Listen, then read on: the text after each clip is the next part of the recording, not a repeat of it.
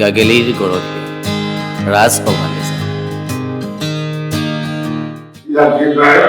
নীতি আৰু আদৰ্শ সম্পূৰ্ণৰূপে জলাঞ্জলি দি কেৱল ক্ষমতা সৰ্বস্ব ৰাজনীতি কৰে, সেইসকলৰ লগত মোৰ কোনো সম্পৰ্ক নাই।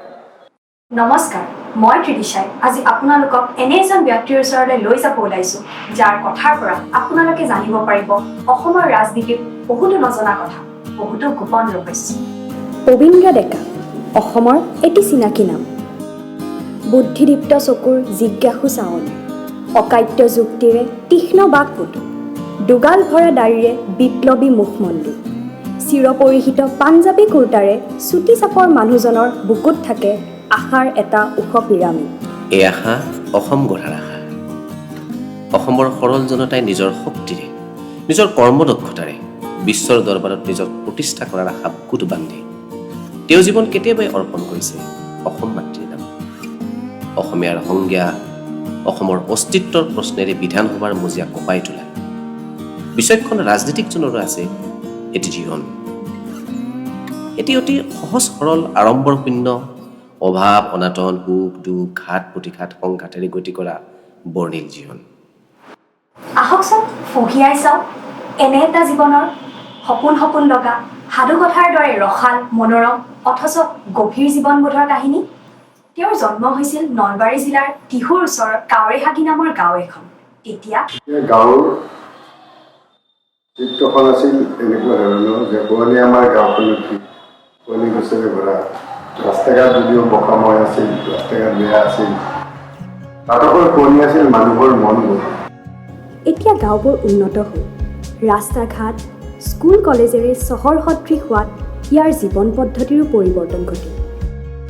তথাপি গাঁৱৰ খাল বিল বোকা পানী দেখিলে এতিয়াও মানুহজন আৱেগিক হৈ পৰে। কালি আমি হলো খেলিছিলোঁ আৰু আমি ইয়াত বিভিন্ন ধৰণে আমাৰ ইয়াত মাছ মাৰিছিলোঁ আৰু আমি গৰু চৰাতে ঠিক মানে এনেকুৱা এডাল মানে হাওৰা গছ আছিল, সেই হাওৰা গছডালৰ মই বিষয়ে দেখিছোঁ আমাৰ এটা তেনেকৈ মাৰো আছিল, সেই তাতে মানে বহি বহু গান গাইছিলোঁ। সেই সময়ত গোটেই ৰজনজনে যায় এই অঞ্চলত জীয়া খেতি কৰে, চবেই গম পাইছিল যে আমাৰ প্ৰবীণ বাবাই গৰুচাৰী আছে, চবেই গম পাইছিল। বিশেষকৈ কাৱৈ মাছ, গৰৈ মাছ, মাগুৰ মাছ, শ'ল, শ'ল, হেনা এই মাছবিলাক আমি ইয়াত পাইছিলোঁ যথেষ্ট পৰিমাণে। ইয়াত মেটেকা টানিলে মানে দুচুক যদি মেটেকা টানা যে খালবিলাক আছিল, দ আছিল, মস্ত দ আছিল, মেটেকা টানিলে অন্তত এক কোপ এটা ৩-৪ কেজি মাছ অনায়াসে লৈ যাব পৰা সেইদিন নাই। সোণোৱালী ধাননি, গাঢ় সেউজীয়াৰ মনোৰম সৌন্দৰ্য, নানা ধৰণৰ চৰাই চিৰিকটিৰ কলৰৱে আজিও তেওঁক নষ্টালজিক কৰি তোলে। বাল্যকালৰে পৰা তেওঁ আছিল তীক্ষ্ণ মেধাৱী। তেওঁৰ জ্যেষ্ঠ ভাতৃ মাননীয় চৰণ ডেকাদেৱে অতি ধুঁৱৰি কয়। পঢ়াটো প্ৰখৰ আছিলে, ভাল বুদ্ধি আছিলে। তেতিয়া এটা অনুমান মই কৰিছিলোঁ যে তাৰ এটা ভাল ফিউচাৰ থাকিব। এবাৰ এজন অধ্যাপকে আহিল, মানে এইটো আমাৰ মানুহে জ্যোতিষে ক'লে এটা কথা, কি তুমি মুখ্যমন্ত্ৰী হ'ব পাৰিবা। অসমৰ বিদেশী সমস্যাৰ লগতে অন্যান্য সমস্যাৰ স্থায়ী সমাধান বিচাৰি তেওঁ এক বিকল্প ৰাজনীতিৰ সন্ধান কৰিলে। আপোনালোকে জানি আচৰিত হ'ব, অসমৰ আঞ্চলিকতাবাদ শক্তিৰ জন্মদাতাই আছিল প্ৰবীন্দ্ৰ ডেকা। এদিন মই আমাৰ তপন চৌধুৰী, ডক্টৰ কৃষ্ণ কুমাৰ ভট্টাচাৰ্য, অমৰেন্দ্ৰ শৰ্মা আদি আমি মই লগ হৈ পেলাই মই তেওঁলোকক এটা প্ৰস্তাৱ দিছিলোঁ যে আমি অসমত এটা আঞ্চলিক গঠন কৰিব নোৱাৰোঁ নেকি, কাৰণ আমাৰ সৰু অসম ছাত্ৰ সন্থাত প্ৰায়বোৰ কিছুমান নেতাই এতিয়া মানে জনতা পাৰ্টীত যোগদান কৰিছে, কিন্তু আমাৰ গোটেই কথাটো আছিল অসম। সৰ্বভাৰতীয় দলে যে অসমৰ হৈ মাত নামাতে বা অসমৰ সমস্যাবিলাক, অসমৰ মৌলিক সমস্যাবিলাকৰ গুৰুত্ব দিয়ে, এই কথা আমি সকলোৱে জানো আৰু কেইবাটাও আন্দোলন এই কথা প্ৰমাণিত হৈছে। প্ৰথম প্ৰস্তাৱ আপোনাৰ পৰা মই প্ৰথম প্ৰস্তাৱ দিলোঁ, তেওঁলোকে কৈছে এইটো তুমি খুব ভাল কথা কৈছা, আপুনি এইটো খুব ভাল কথা কৈছে, গতিকে এটা কাম কৰক, ময়ে ক'লোঁ যে এনেকুৱা কৰোঁ নেকি যে আমাৰ মোৰ চব সৰু অসম ছাত্ৰ সন্থাৰ যিসকল প্ৰাক্তন নেতা আছে প্ৰায়বিলাকৰে ঠিকনা মোৰ লগত আছে, গতিকে মই এখন মিটিং পাতোঁ নেকি। তেতিয়া মই এখন মিটিং পাতোঁ, তেওঁলোকৰ পৰামৰ্শ মতে মিটিংখন পাতিছিলোঁ ২৭ মে তাৰিখে গুৱাহাটী বিশ্ববিদ্যালয়ৰ ষ্টুডেণ্টছ ডে হ'ব। ২৭ মে তাৰিখে আৰু সকলোৱে মই ইনলাইন কাৰ্ডত চিঠি লিখি চবকে নিমন্ত্ৰণ প্ৰায় 300 নিমন্ত্ৰণ কৰিছিলোঁ নিজ হাতে চিঠি লিখি আৰু তাৰে মোটামুটি আপোনাৰ 87জন মানুহ উপস্থিত আছে। এইটো হ'ল 27 মে 1977 চন আৰু সেইদিনা তাতে মোক কনভেনৰ হিচাপে দি এখন আমাৰ 9জনীয়া কমিটি গঠন হৈছিল।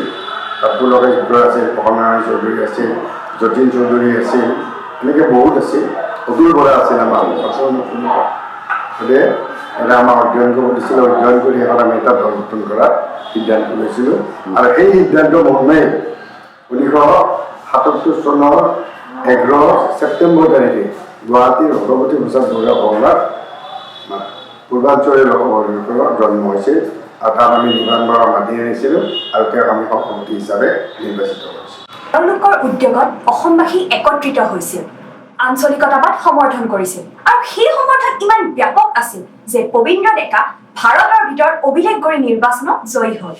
আৰু সেই প্ৰতিদ্বন্দ্বিতাত মই 92.01% ভোট লাভ কৰিছিলোঁ আৰু সি আজিও অসম সমগ্ৰ ভাৰতবৰ্ষৰে ৰেকৰ্ড দি আছে। জয়লাভ কৰি তেওঁ মন্ত্ৰীও হ'ল, কিন্তু লক্ষণীয়ভাৱে খুব কম সময়ৰ ভিতৰত তেওঁ মন্ত্ৰিত্ব ত্যাগ কৰিলে। ইয়াৰ আঁৰৰ কাহিনী কি আছিল বাৰু? এই সময়ত মহন্ত ডাঙৰীয়া মুখ্যমন্ত্ৰী, তেখেতৰ বহু কাম কাজত মই বৰ সন্তুষ্ট হৈছিলোঁ। দলটো সেই সময়ত প্ৰায় এনে এটা অৱস্থা আছিল, বহুকেইটা কেলেংকাৰীত দলটো জড়িত হৈছিল, দলৰ কিছুমান মন্ত্ৰী বিধায়ক, যাৰ কাৰণে এনেকুৱা এটা অৱস্থা আছিল যে আমি ৰাস্তাত ওলাব নোৱাৰা অৱস্থা হৈছিল। গতিকে মহন্তৰ এই কিছুমান ব্যৱস্থা মই বহুত ক্ষুণ্ণ হৈছিলোঁ। ক্ষুণ্ণ হোৱাৰ কাৰণে দলৰ পৰা বহিষ্কাৰ কৰিছিল। কিন্তু মানুহে ভুল বুজে মই এৰিয়া বুলি কয়, কিন্তু মই দল এৰিয়া নাছিলোঁ, মোক দলৰ পৰা বহিষ্কাৰ কৰিছিল। দলৰ পৰা তেওঁক বহিষ্কাৰ কৰিলে, কিন্তু যিকেইদিন দলত আছিল, মন্ত্ৰিত্বত আছিল, সেই কম দিনৰ ভিতৰতে জলসিঞ্চন বিভাগটোৰ কামৰ লগতে গোটেই সমষ্টিৰ অন্যান্য দিশতো যথেষ্ট উন্নতি সাধন কৰিবলৈ চেষ্টা কৰিছিল। যি কাম তেওঁ কৰিছিল সেই কাম আজিৰ সমষ্টিবাসীয়ে পাব নাই। তেখেতে যেতিয়া মিনিষ্টাৰ আছিলে, এডুকেশ্যন মিনিষ্টাৰ হয় ফাৰ্ষ্ট অৱস্থাত AJPৰ পিৰিয়ডত, তেখেতৰ যিখিনি কাম আমি যদি এতিয়া গণি চাওঁ তেতিয়াহ'লে বৰ্তমানৰ সময়ছোৱাত তেওঁৰ নিচিনা কাম কৰিব পৰা ব্যক্তি এজন আমি পোৱা নাই। আৰু তেখেতে যিখিনি কাম কৰিছে আজিলৈকে কোনো কাম কৰি থকা নাই, সম্পূৰ্ণ শেষ কৰিহে তেখেতে এটা দিছে। ধৰা তোমাৰ গাঁৱৰ ৰাস্তা হওক, স্কুল হওক, তাৰপিছত দমকল হওক, যিকোনো ৰাস্তা এৰিয়াত প্ৰবীণ ডেকাক বাহিৰ অন্য কৰা নাই। চবেই দিছে আমাৰ এইখনত। গাঁৱৰ দুটা এটা ৰাস্তা বাকী আছে, সৰু ৰাস্তা, কিন্তু দিব লগা বাকী আকৌ নাই আমাৰ এইখনত। ধৰা এতিয়া থানা আহিল, ব্লক আহিল, ট্ৰেজাৰী আহিল, প্ৰবীণ ডেকাই আহিল। গতিকে অন্য এটা নাই, তেওঁৰ প্ৰবীণ ডেকাৰ দিনত আমি পাইছোঁ নাপাওঁ বুলি কি হ'ব। স্কুল কলেজৰ উন্নতিকৰণ, অতি পিছপৰা ঠাইত 2-3খন মেডিকেল স্থাপন, টিহুনগৰত পূৰ্ণ পৰ্যায়ৰ থানা, আনকি এখন কোৰ্টো তেখেতে স্থাপন কৰিছিল। এতিয়াও নিজে পঢ়া স্কুলখনৰ তেওঁ খা খবৰ ৰাখে। আমাৰ এই বিদ্যালয়ৰে প্ৰাক্তন ছাত্ৰ, আমাৰ গৌৰৱ, অসমৰ প্ৰাক্তন মন্ত্ৰী তথা বৰ্তমানৰ বিধায়ক মাননীয় প্ৰবীন্দ্ৰ ডেকাদেৱে এই বিদ্যালয়খন উন্নীত কৰাৰ বাবে বা উন্নয়নৰ ক্ষেত্ৰত বিশেষ ভূমিকা গ্ৰহণ কৰি আহিছে। গোটেই সমষ্টিৰ প্ৰতিখন গাঁৱৰ প্ৰতিটো চুবুৰী ৰাস্তা ঘাট পকী হ'ব, এইটো আছিল প্ৰবীন্দ্ৰ ডেকাৰ এটা সপোন। আৰু সেইটো বাস্তৱত ৰূপ দিবলৈ তেওঁ অহৰহ প্ৰচেষ্টা কৰিছে, ৰাইজৰ লগত সদায় আলোচনাত মিলিত হৈছে। ৰাইজৰ মই ভাবোঁ বহুত দীৰ্ঘদিনৰ এটা আশা পূৰণ হ'ল। মানে খুব প্ৰয়োজন আছিল, এতিয়া দুখন গাড়ীয়ে ক্ৰছ হ'ব নোৱাৰে, দীৰ্ঘদিনৰ আশা এটা পূৰণ হৈছে। এতিয়া আমি টেম্পু চালক হিচাপে ৰাস্তাটো ভাল হ'লে আমি ভাল কাম এটা হৈছে।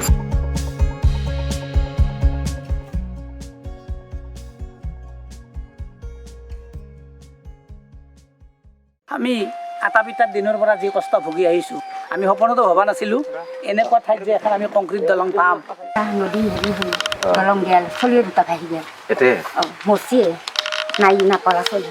তাৰপিছত সেই দিনৰ পৰা নাছিলা, সেই হেৰি আছিল, সাকৈ আছিল, ভাল দে। এতিয়া আমি দেখা পালোঁ, আমি ভাবছিলোঁ আমি দেখা নাপাওঁ দে, এতিয়া পালোঁ আহিলোঁ। দলংখন আমাৰ হোৱাৰ পৰা বহুখিনি উপকাৰ হৈছে আমাৰ সেই অঞ্চলত আমাৰ প্ৰথমবাৰী ঘাট লাউগাঁও ফুটপাৰা এনেকৈ হলংবাৰী এইখিনি অঞ্চল দিগজিৰা কৰি খন্দাচাৰা কৰি গাঁওখিনি আমাৰ এৰিৰ লগত জড়িত আছে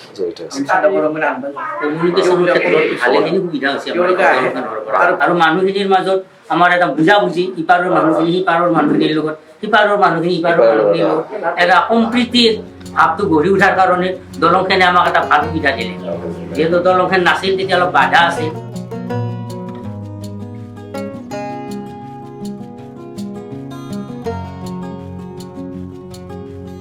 টিহুনগৰক মহকুমা স্থাপনৰ আশাৰে তেওঁ বহুতো অফিচ কাছাৰী স্থাপন কৰাৰ উপৰিও বৃহৎ অঞ্চলৰ মহিলাসকলৰ উন্নতিৰ বাবে অহৰহ প্ৰচেষ্টা চলাই আছে গোটেইকেইটা আমি জীৱিকা কৰি লগ হৈ পেলাই আমি ছাৰৰ তাতে আহোঁ ছাৰে নিজেও কষ্ট কৰি আমাৰখিনি বুজি ছাৰে আমাক ডিপাৰ্টমেণ্টৰ লগত যোগাযোগ লগত ছাৰে নিজে যাই পেলাই আমাক গোটেইখিনি দিলে এতিয়া আমাৰ 42 জিপিৰ পৰা আমি 40 বিঘা মাটিৰ বেহৰ আৰু এই মচুৰ দালি কি যিটো আমি ধৰক খেতি আমি ইমান বছৰ ধৰক আমি বিধৱা পাইছোঁ বা আগত যিমান বছৰ মহিলাখিনি ছাৰে যিখিনি আগ্ৰহী দিছে আমাৰ খেতি কৰাৰ বাবে প্ৰথমেই এটা আগতে কোনো বিধৱাক আমাক দিয়া নাই বা আমি কাৰোবাৰ ওচৰত গেলিও কিনে আনিছে আমি নোৱাৰোঁ বা সেইটো শব্দ বুজিলোঁ ছাৰৰ আমাৰ ওচৰত আমি নোৱাৰোঁ শব্দটো বা নোৰোঁ বুলি এই শব্দটো ছাৰৰ পৰা আমি বনাই দিলোঁ দি আৰু বৰঞ্চ ছাৰে আমাৰ লগত বেছিয়ে এতিয়া কি বিশেষ লাগিছে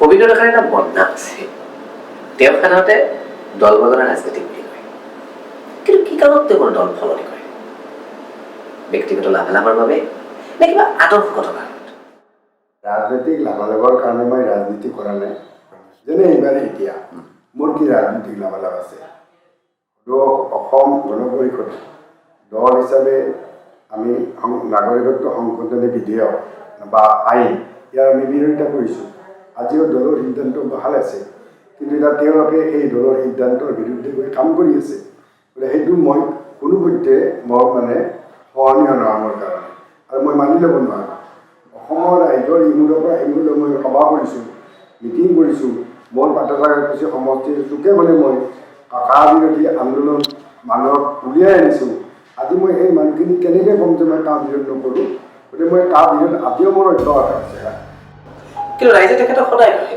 যে পবিত্ৰ ডেকা দল বাগৰি থকা নেতা মই কি দল বাগৰ আৰু কি দল বাগৰি দিম মই তেওঁলোকে হিমন্ত বিশ্ব শৰ্মাৰ ওচৰত আঁতৰি আছে নে নাই হিমন্ত বিশ্বটো কংগ্ৰেছৰ পৰা আহি বিজেপিত আহিছে তেওঁলোকে তেনে দল বাগৰা নেতাৰ ভৰিত পৰি নহয় 10 বাৰকৈ দিলে সেৱা কৰে তেওঁ ভৰিত পৰে সেই নীতিহীন ৰাজনীতি তেওঁলোকে যদি নীতিহীন ৰাজনীতি ৰাজনীতিক এজনৰ লগত সেৱা শুশ্ৰূষা কৰি তেওঁলোকে ৰাজনীতি কৰিব পাৰে আৰু মোক তেওঁলোকে কয় দল বাগৰা ৰাজনীতিৰ পথাৰত থাকি কৰ্মব্যস্ততাৰ মাজতো তেওঁ হাতত তুলি লৈছে কলম আৰু সৃষ্টি কৰিছে কেইখনমান উল্লেখনীয় গ্ৰন্থ মই সাহিত্য চৰ্চা কৰোঁ সাহিত্য চৰ্চা কৰাটো মোৰ এতিয়াই নহয় মই মোটামুটি ক্লাছ 4ৰ পৰা মই কবিতা লিখিছিলোঁ আৰু তেতিয়াৰ পৰাই অভিনয়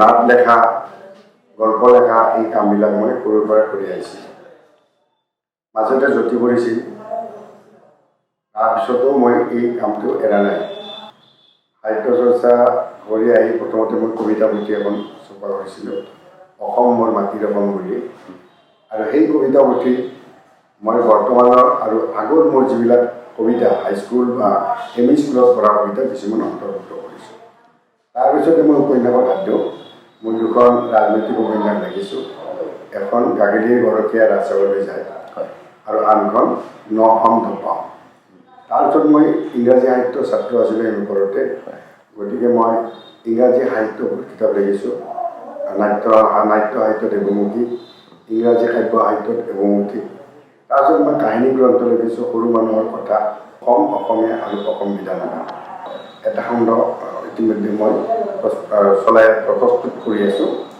আৰু তদুপৰি মই এখন গ্ৰন্থ লিখি আছোঁ ৰাজনীতিক গ্ৰন্থ আঞ্চলিকতাবাদ আঞ্চলিক দল আৰু অসমত আঞ্চলিকতাবাদ পৃথিৱীত কি ধৰণে হৈছে বা আজিও কেনেকৈ সমগ্ৰ পৃথিৱীত আঞ্চলিকতাবাদ আছে আৰু সেই আঞ্চলিকতাবাদ অসমত কেনেকৈ আছে আৰু আঞ্চলিকতা অতীত অসমত কি ধৰণে হৈছে, উত্তৰ পূৰ্ব ভাৰতবৰ্ষত কি ধৰণে হৈছে, আৰু সেই আঞ্চলিকতাবাদৰ ভিত্তিত এই ৰাষ্ট্ৰবোৰ কেনেকৈ চলি আছে, এই গোটেই কথাবোৰ সুন্দৰকৈ মই বিশ্লেষণ কৰি দেখিছোঁ।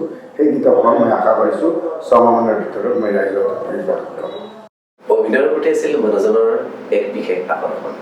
তেওঁ সৰুৰ পৰা অভিনয় কৰিছিল। মই ক্লাছ 5ত পঢ়োঁ, তেতিয়া মই প্ৰথম হৰিচন্দ্ৰ নাটকত আমাৰ জলখানা ভদ্ৰখানা হাইস্কুলত আমাৰ আগতে খুব এমেচাৰ নাটক হৈছিলে। তেতিয়া আমাৰ তেতিয়া বিভিন্ন ঠাইত সভা আছিল। আমাৰ কাউৰীয়াগিৰিতো আছিল, প্ৰথম মূৰাটো আছিল, জলখানা নাজিও আছিল।